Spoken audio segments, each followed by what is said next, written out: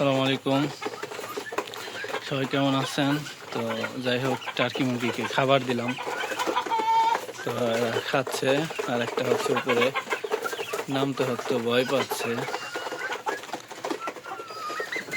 একটা দেশি মুরগি আছে আমার, দেখুন দেশি মুরগি। আর এই হচ্ছে টার্কি।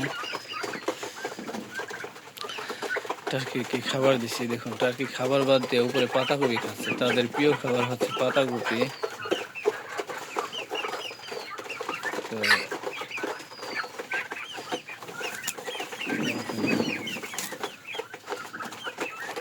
তো সবাই খাবার টাবার খাচ্ছে।